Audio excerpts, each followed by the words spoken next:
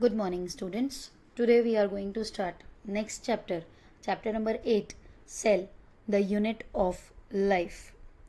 We have already studied about that each living organism is made up of a small, fundamental and functional unit known as cell. Each and every living being is made up of small units known as cell. Living organisms may be unicellular or multicellular. In this chapter, we are going to study what is a cell, cell theory, an overview of a cell. After that, there are two kinds of cells, prokaryotic and eukaryotic. So, we have to study them separately. When we look around, we see both living and non living things. We must have wondered and asked ourselves that what is that makes an organism living, or what is it that an inanimate thing does not have which a living thing has? The answer to this is the presence of the basic unit of the life known as the cell in all the living organisms. All living organisms are composed of cells. Some are composed of a single cell and are called unicellular organisms, while others, like us, composed of many cells, are called multicellular organisms.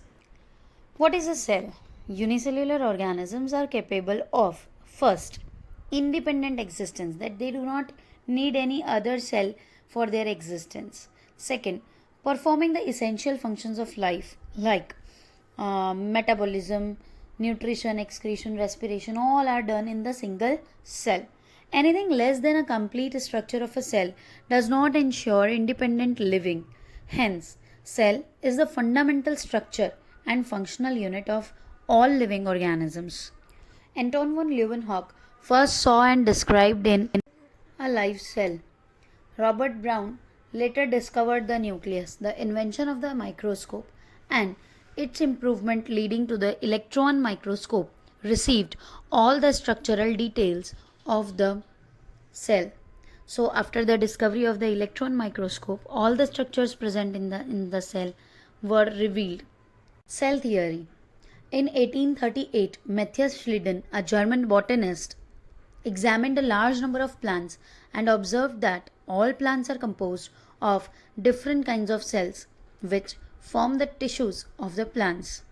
At about the same time, Theodor Schwann, a British zoologist, studied different types of animal cells and reported that the cells had a thin outer layer which is today known as plasma membrane. He also concluded, based on his studies on plant tissues, that the presence of cell wall is unique character of plant cells. On the basis of this, Schwann proposed the hypothesis that the bodies of animals and plants are composed of cells and the products of cells. Schleiden and Schwann together formulated the cell theory. This theory, however, didn't explain as to how new cells were formed. Rudolf Virchow in 1855 first explained that cells divide and new cells are formed from the pre-existing cells, and he stated the statement omnis cellula e cellula. He modified the hypothesis of Schleiden and Schwann to give the cell theory a final shape. Cell theory, as understood today, is first, all living organisms are composed of cells and products of cells. That was stated by Schleiden and Schwann. Second statement, all cells arise from pre-existing cells. This statement was stated by Rudolf Virchow. So Rudolf Virchow modified the Schleiden-Schwann theory to this cell theory, which consists of two postulates, first and second. Let us understand an overview of a cell. We have earlier observed cells in an onion peel or a human cheek cell under the microscope. Let us recollect their structure. The onion cell, which has a typical plant cell, has distinct cell wall as its outer boundary, and just within it is the cell membrane. But the cells of the human cheek have an outer membrane as the delimiting structure of the cell. Inside each cell is a dense membrane bound structure called nucleus. This nucleus contains the chromosome, which in turn contain the genetic material DNA, deoxyribonucleic acid. Cells that have membrane bound nuclei are called as eukaryotic cells, but the cells that lack a membrane bound nucleus are called prokaryotic cells. In both the prokaryotic and the eukaryotic cells, a semi fluid matrix called cytoplasm occupies the volume of the cell. The cytoplasm is the main arena, that is a space for the cellular activities in both plant and animal cells. Various chemical reactions occur in it to keep the cell in the living state. Besides the nucleus, the eukaryotic cell have other membrane-bound distinct structures called organelles like endoplasmic reticulum, Golgi complex, lysosomes, mitochondria, microbodies, and vacuoles. While the prokaryotic cell lack such membrane-bound organelles, they do not have any membrane-bound organelle. Ribosomes are non-membrane bound organelles found in all the cells, either eukaryotic or prokaryotic. Within the cells, ribosomes are found only in the cytoplasm, but also within the two organelles, chloroplast in plants and mitochondria in all the cells, plants, animals, all the cells, and also on the rough endoplasmic reticulum, that is RER. Animal cells contain another non-membrane bound organelle called centrosome, which helps during cell division. Cells differ greatly in their size, shape, and activities. For example, mycoplasma, the smallest cell, are only 0.3 micrometer in length, while the bacteria cell could be 3 to 5 micrometer.